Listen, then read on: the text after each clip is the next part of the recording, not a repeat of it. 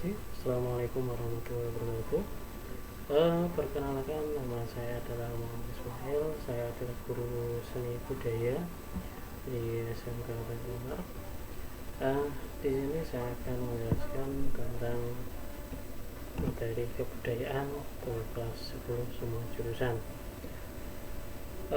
Langsung saja, yang pertama adalah tentang pengertian kebudayaan. Pengertian kebudayaan menurut Melville dan Bronislaw menyatakan bahwa segala sesuatu yang terdapat dalam masyarakat dipilihkan oleh kebudayaan yang dimiliki oleh masyarakat itu sendiri. Pendapat itu diumpamakan seperti cultural determinants. Ini belief that, yang artinya itu percaya bahwa perilaku manusia dipengaruhi oleh faktor budaya lebih banyak daripada biologisnya. Next, selanjutnya menurut Andreas Epping itu menambahi menyukupi kebudayaan yang intinya adalah seperti norma sosial, ilmu pengetahuan, usul-usul sosial yang ada di masyarakat. Karena seperti ini adalah gambar yang seperti adat istiadat yang ada di daerah lain, ciri khas daerah tersebut.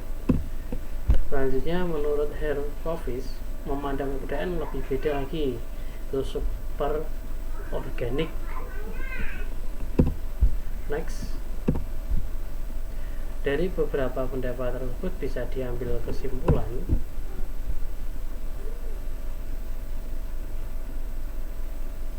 yaitu sesuatu yang mengaruhi tingkat pengetahuan dan meliputi sistem gagasan atau hasil pemikiran yang terdapat dalam pemikiran manusia, sehingga dalam kehidupan sehari-hari kebudayaan itu bersifat abstrak.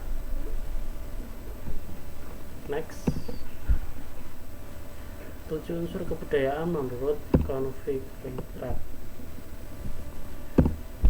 Yang pertama itu adalah religi, di mana religi ini adalah kepercayaan yang dimiliki oleh setiap makhluk hidup, terutama dalam manusia, seperti agama yang dianut. Walaupun di Indonesia itu ada 5 agama, jadi menurut agamanya masing-masing. Next, kemudian adalah kesenian. Kesenian di sini merupakan bentuk ekspresi terhadap keindahan yang merupakan bagian dari kebudayaan. Contohnya seperti ini, kesenian kuda lumping dan reog Ponorogo. Ada dari seni rupa, musik, serta seni tari dan lain-lainnya. Next, selanjutnya adalah bahasa, di mana bahasa ini adalah alat untuk komunikasi, juga bisa dapat digunakan untuk mengadaptasikan tradisi yang kemudian dibagi menjadi 2, yakni bahasa ucapan serta bahasa tulisan. Pertama, untuk di Indonesia memiliki bahasanya sendiri, ada bahasa Indonesia, terutama Indonesia, kemudian ada bahasa Jawa. Jawanya terdiri beberapa, ada Ngoko, ada bahasa yang lainnya juga ada. Next, untuk sistem teknologi. Sistem teknologi di sini peralatan yang atau perlengkapan manusia untuk melengkapi kehidupannya, kegiatan sehari-hari. Dari sehari-hari, alat komunikasi, ya, ada teknologi itu sebuah pemikiran yang maju. Oke, next, sistem organisasi, di mana organisasi ini adalah sekumpulan manusia atau kelompok orang yang memiliki keinginan dan tujuan yang sama.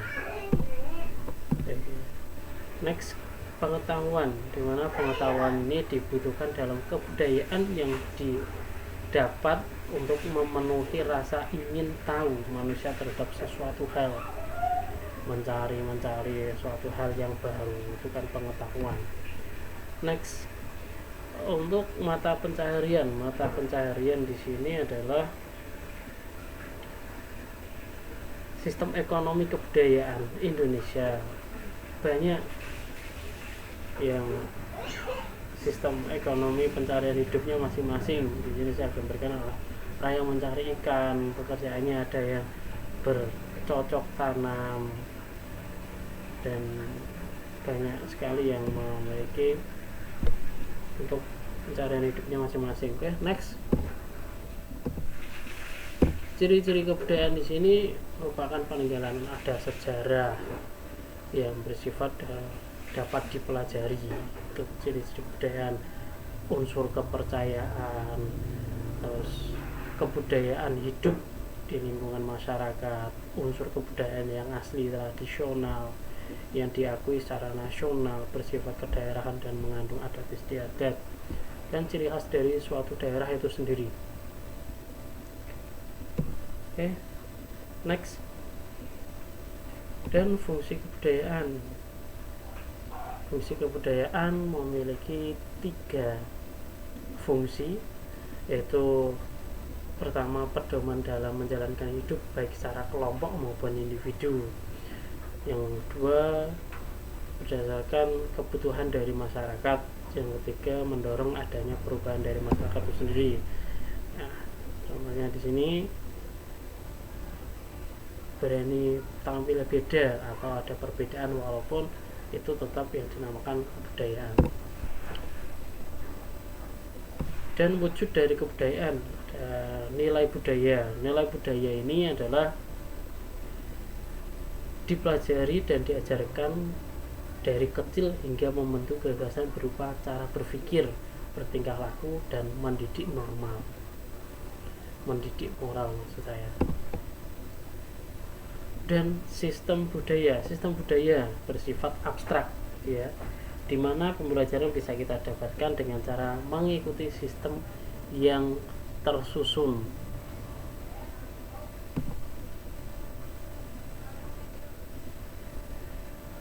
Dan sistem sosial kebudayaan dengan sistem sosial memiliki sifat yang abadi atau konkret yang berisi dengan tingkah laku masyarakat waktu-waktu sebagai pelajaran dalam bertingkah. Jadi itu dari bawah ke atas, dari kecil ke besar, itu membuat kehidupan itu semakin maju, semakin tinggi derajatnya.